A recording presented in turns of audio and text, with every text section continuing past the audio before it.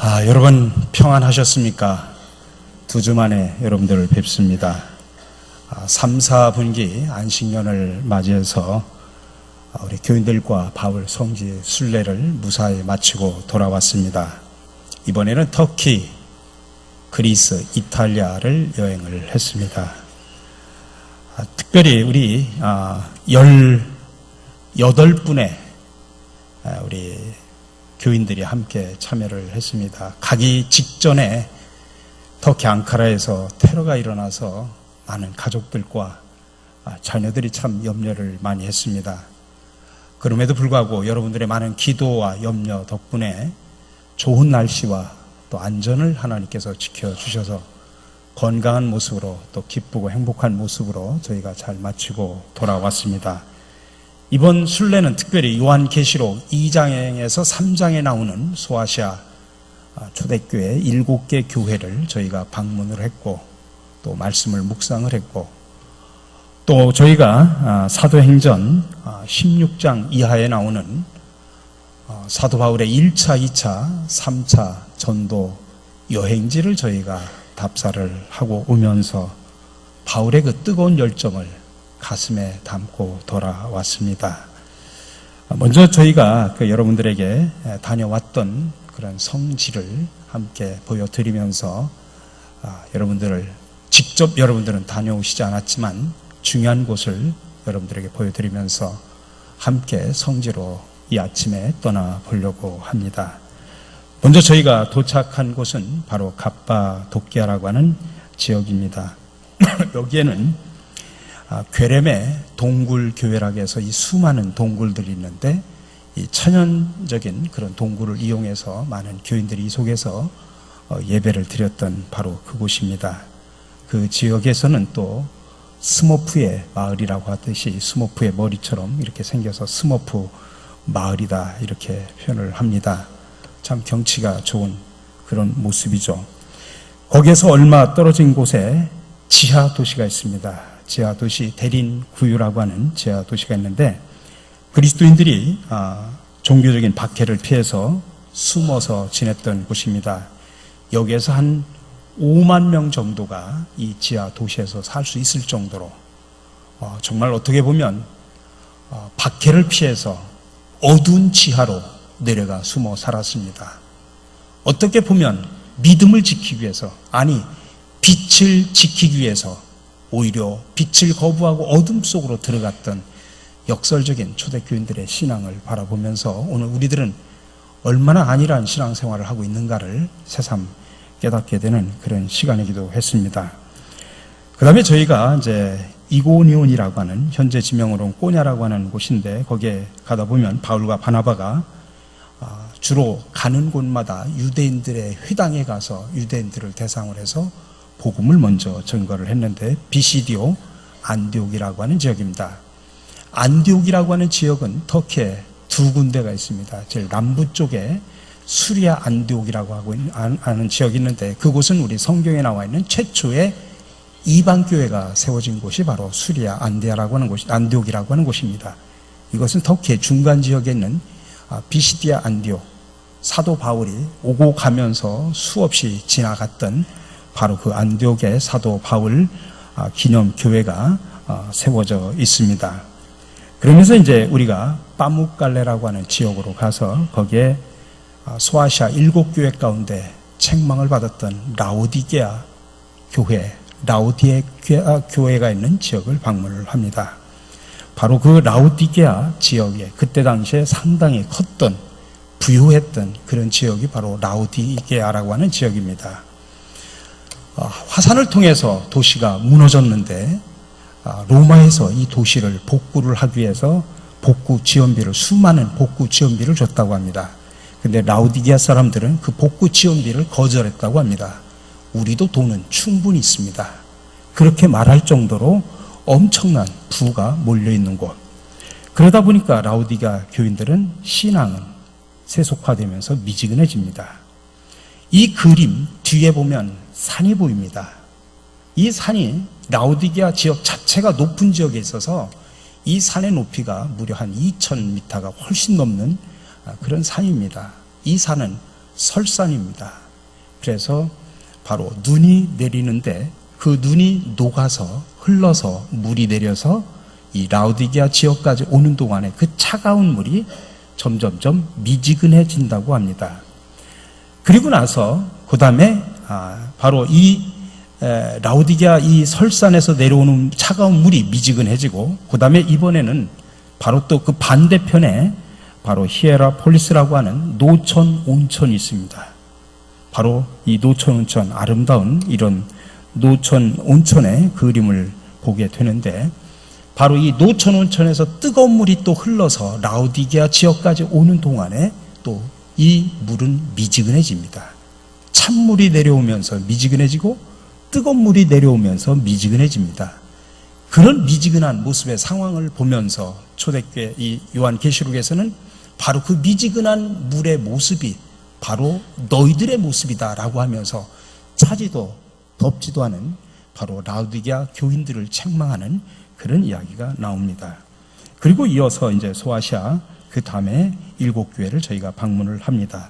첫 번째로 저희가 이제 요한의 교회를 방문했습니다만 사실은 이거는 요한의 교회가 아니라 바로 빌라델피아에 있는 교회 그 위에다가 요한의 기념교회를 세웠습니다. 빌라델피아 교회 모습이고 이곳은 바로 살았으나 실상은 죽었다라고 하는 사대교회가 있는 바로 그 사대교회가 있는 지역의 모습이 여기에 담겨져 있습니다. 그리고 나서 저희가 이제 빌라 두아디아라고 하는 지역으로 저희가 옮겨서 두아디아 지역 교회를 저희가 가서 방문을 하게 됐습니다. 그 다음에 이제 저희가 서머나 교회가 있죠. 서머나 교회. 서머나라는 지역의 성경에 나오는 서머나라고 하는 지역은 현재는 터키의 이즈미르라고 하는 커다란 항구로 되어 있습니다. 근데 거기에 서머나 교회의 초대 감독이 누구였냐면 우리가 잘 알고 있는 폴리갑이라고 하는 초대 감독이 있었습니다. 바로 그곳에 폴리갑이 거기에서 순교를 했기 때문에 그 서머나 교회 터위에다가 폴리갑 기념 교회를 세웠습니다. 폴리갑은 황제 숭배를 거부해서 결국 불에 타 순교를 하게 됩니다. 그 순교 터 위에다가 폴리갑 기념교회, 지금은 천주교회입니다만 이렇게 기념교회를 거기에다가 세워놓게 되었습니다. 그리고 나서 저희가 에베소라고 하는 지역으로 저희가 옮기게 되었습니다. 현재 에베소라고 하는 지역은 바로 이런 구조로 되어 있습니다만 정말 남아있는 유적 가운데 가장 큰 유적지라고 말을 할 수 있는 에베소라고 하는 지역이 당시에 얼마나 큰 지역이 있는가를 상상할 수 있는 그런 유적들이 거기에 담겨져 있고 저희가 기념 촬영을 하기도 했습니다. 거기에 이제 셀수스 도서관이 거기가 있고 그때 당시에 세계 몇 번째 안 가는 커다란 많은 장서를 보관했던 셀수스 도서관이 있고 거기에 지금 성누가 교회라고 하지만 에베소 교회의 터위에 누가 기념교회가 세워져 있습니다. 거기에 세례 터도 거기에 담겨져 있습니다. 바로 그 에베소 지역에서 바로 옆에 조금만 떨어져서 가다 보면 사도 요한의 기념교회가 또 있습니다. 사도 요한이 거기서 있다가 나중에 박해를 받아서 유배 생활을 하게 되는데 어디로 그 앞에 바로 건너편에 가보면 우리가 알고 있는 밤모섬, 파트모스라고 하는데 밤모섬이 있습니다. 이번에 가지는 않았지만 저는 이번에 몇 번 갔기 때문에 저는 배를 타고 파트모스라고 하는 밤모섬을 갔던 기억도 납니다. 거기에 사도 요한의 기념교회 터들이 있고 또 거기 사도 요한의 무덤도 거기에 있습니다. 무덤 앞에서 또 저희들이 또 기념을 하면서 사진을 찍기도 했고 또 세례를 받는 세례터의 모습에서 우리 교인들이 사진을 찍었던 모습이 나옵니다.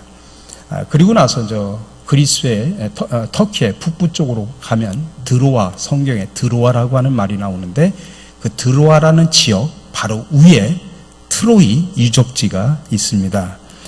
그 트로이 유적지에 트로이 목마라고 잘 알려져 있죠. 호메로스의 일리아드로 유명한 트로이 유적지를 거쳐서 저희가 이제 국경을 넘어서 저희가 가게 되는데, 그곳이 바로 그리스의 네아폴리라고 하는 지역을 가게 됩니다. 저희들은 버스를 타고 그 국경을 넘어서 이 네아폴리로 가는데, 바울 시대는 버스가 없었기 때문에 바다를 통해서 배를 타고서 이 네아폴리로 들어가게 됩니다. 이 네아폴리라고 하는 곳이 성경에 얼마나 중요한 지역이냐면은, 사도 바울이 아시아에서 전도를 하다가, 소아시아 7교회가 다 아시아에 있습니다. 그리고 사도 바울은 계속해서 아시아에서 전도를 계속 하려고 했지만, 밤에 환상 가운데 마게도니아 사람이 와서 우리들을 와서 구원해달라고 하는 환상을 듣고서 바로 아시아로 가려고 하던 계획을 바꿔서 유럽으로 향하게 됩니다. 그래서 유럽의 전도의 문을, 첫 번째 도착지가 바로 이 느아폴리라고 하는 지역입니다. 거기에서 유럽의 전도를 문 첫 번째 느아폴리라는 지역 앞에 바울의 도착 기념 교회가 있습니다.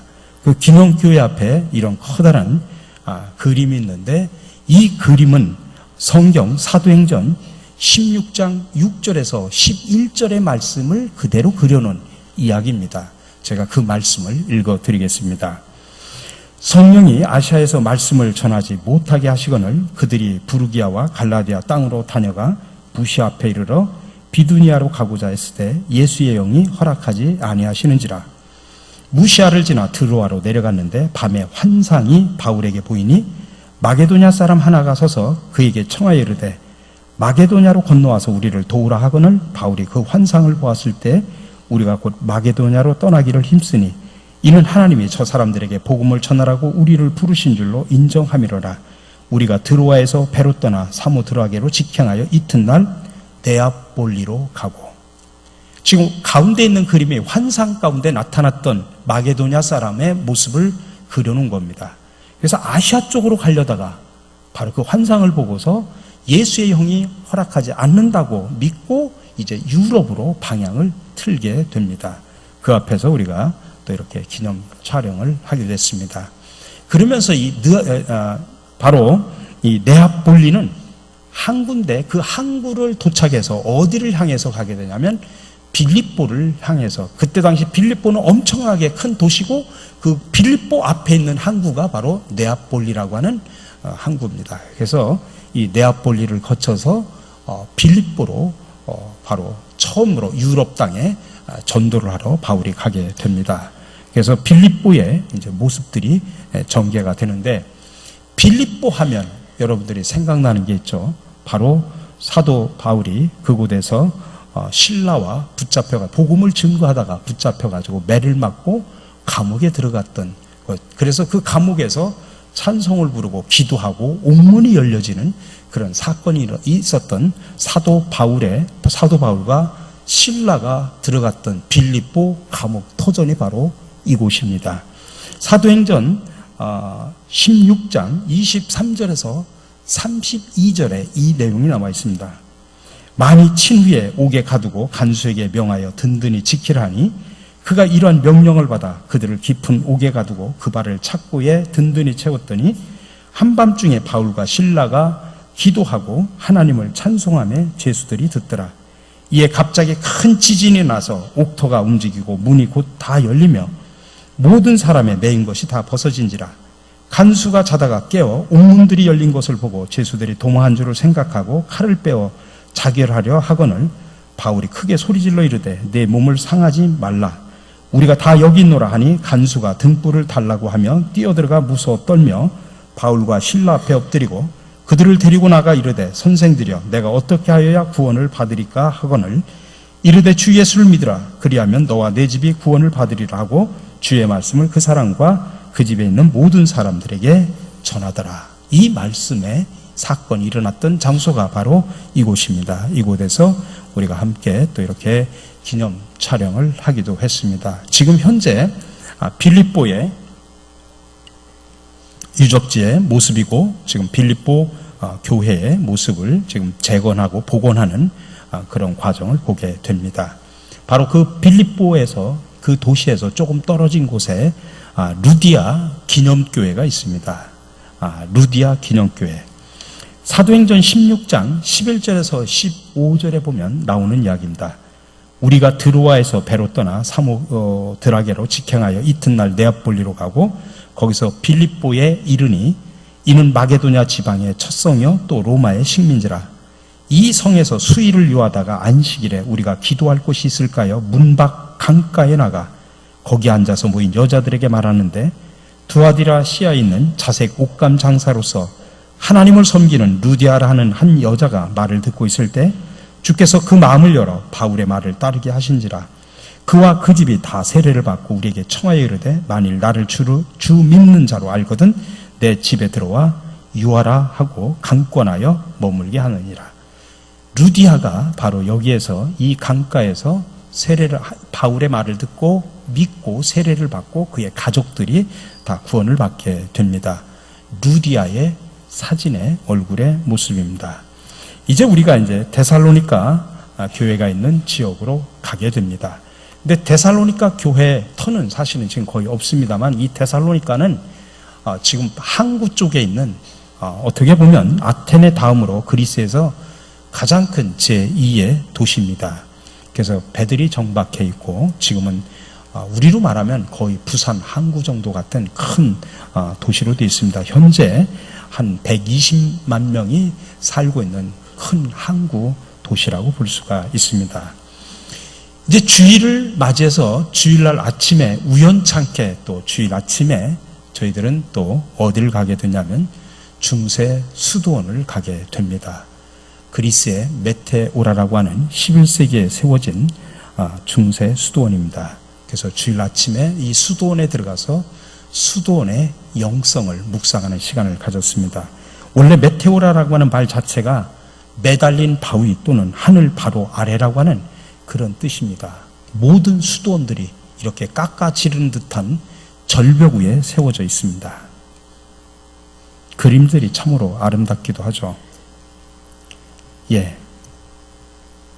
이 수도원이 올라갈 곳이 없습니다.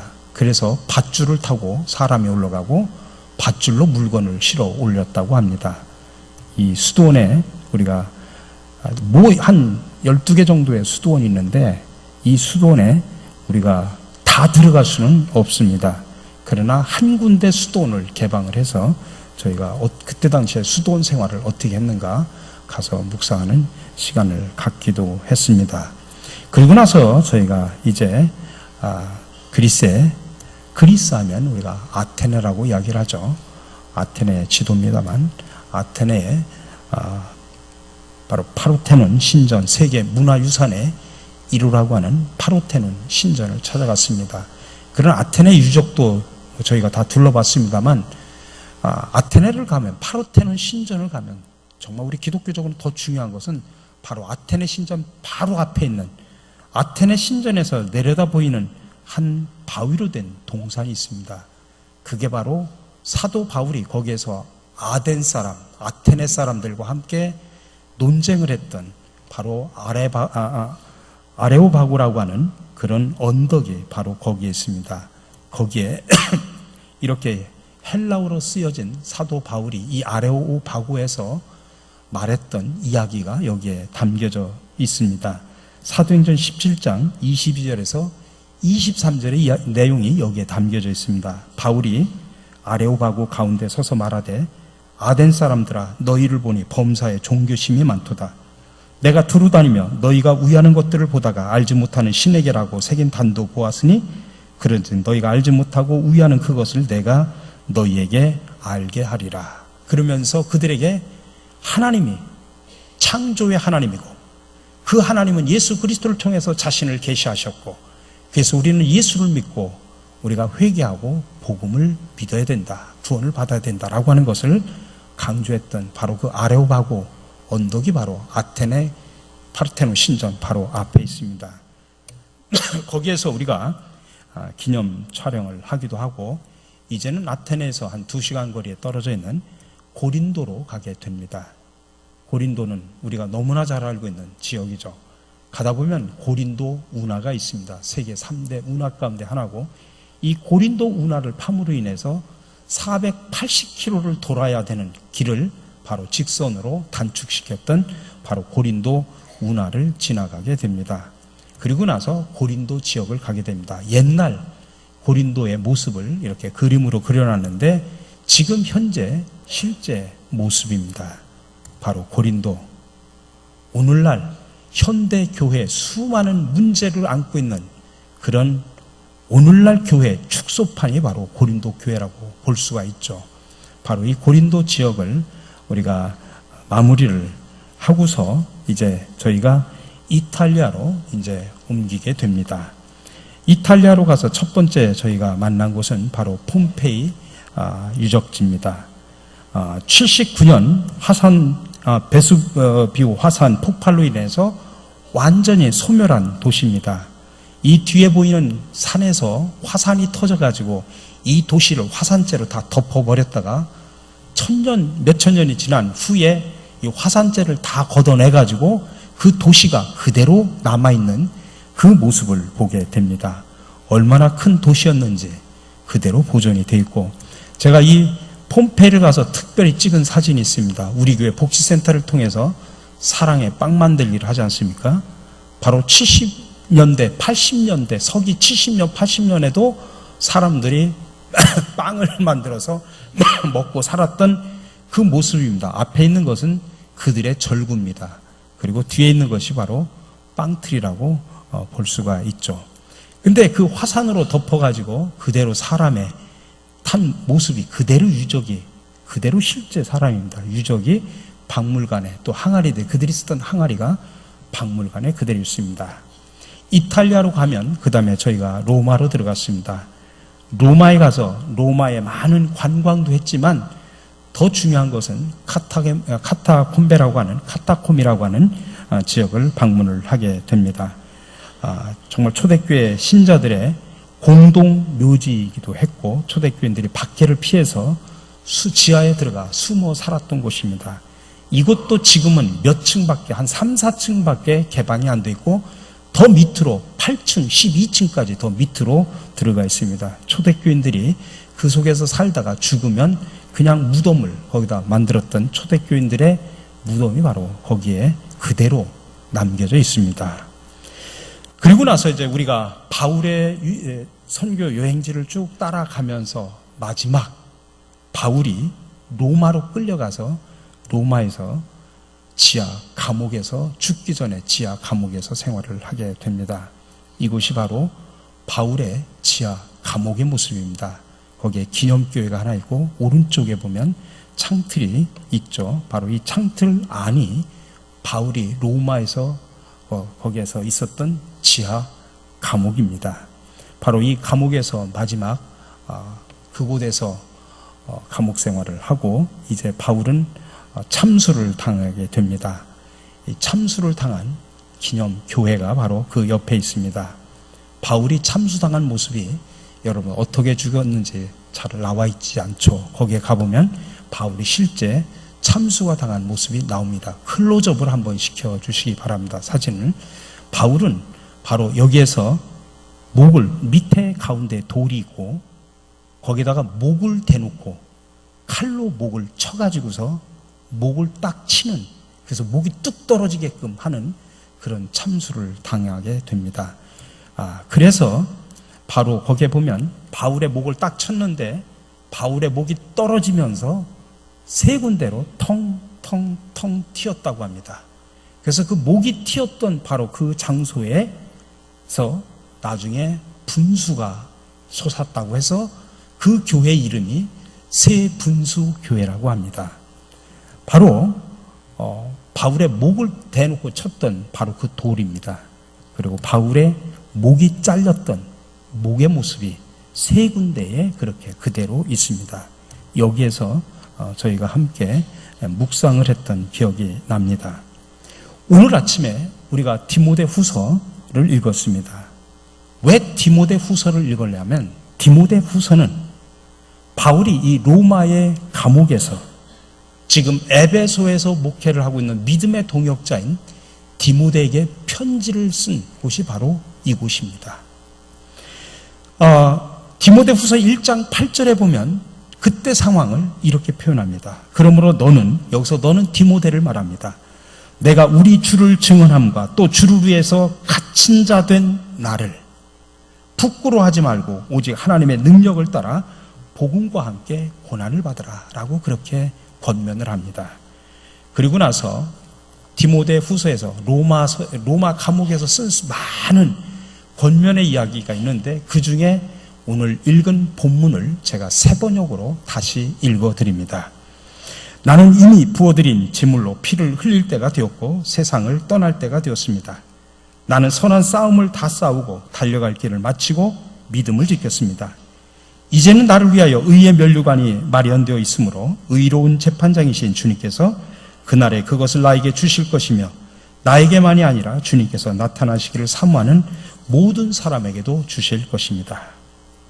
오직 예수 그리스도의 생명의 복음만을 전하다가 지금 로마의 지하 감옥에 끌려와가지고 지금은 죽음을 앞두고 쓴 편지의 내용이 오늘 본문의 내용입니다. 여러분, 여기에 어떤 근심이나 걱정, 두려움이나 불안의 심정이 여기에 담겨져 있습니까? 아니, 오히려 믿음의 동역자인 디모데에게 또 오늘을 살아가고 있는 저와 여러분들에게 오히려 격려와 용기, 인내와 소망의 말씀을 지금 전해주고 있습니다. 우리들도 언젠가는 인생을 마무리할 때가 있을 것입니다. 바로 그 시점에 정말 우리도 바울처럼 내 인생을 되돌아보면서 이렇게 여러분 고백을 할 수 있겠습니까? 생명 살림의 일꾼이 되기 위해서 지금까지 선한 싸움을 싸워왔습니다. 사랑 나눔의 일꾼이 되기 위해서 지금까지 끝까지 달려왔습니다.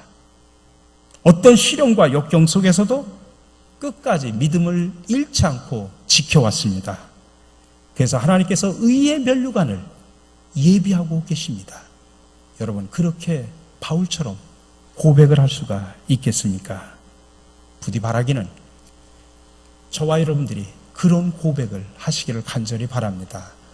저희들이 바울 성지 순례를 하면서 마지막 로마에서 바울의 참수터에 가서 바울의 이 말씀을 깊이 묵상하면서 우리의 모습을 반성해 봤습니다. 우리는 조금만 서운하면, 조금만 삐지면, 조금만 힘들면 믿음을 잃어버리고 살아가는 것이 한두 번이 아니었습니다. 쉽게 무너져 내릴 때가 한두 번이 아니었습니다. 근데 바울은 끝까지 복음을 증거하다가 그는 로마 감옥에 끌려와서 내일 당장 죽는 그 순간까지도 많은 초대 교인들을 향하여 우리에게 권면을 하고 있습니다. 나처럼 선한 싸움을 싸우라. 달려갈 길을 달려라. 끝까지 믿음을 지켜라. 그렇게 권면하고 있는 바울의 생생한 음성을 그날 듣고 왔습니다. 그리고 다짐했습니다. 결단했습니다. 우리도 가서 그렇게 살기로.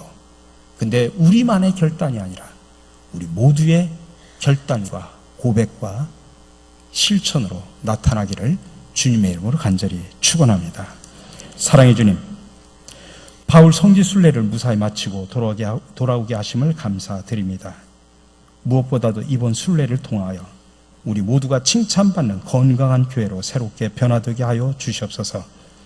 그리고 바울처럼 주님의 생명을 사랑하는 뜨거운 심장을 가슴에 담고 이웃을 살리는 생명 살림의 일꾼으로 살아가게 하옵소서. 그리하여 우리 인생의 마지막에 주님의 나라를 위하여 싸우고 달리고 마쳤다는 승리의 고백을 하게 하여 주시옵소서. 우리의 영원한 소망이 되시는 예수 그리스도의 이름으로 기도드립니다. 아멘.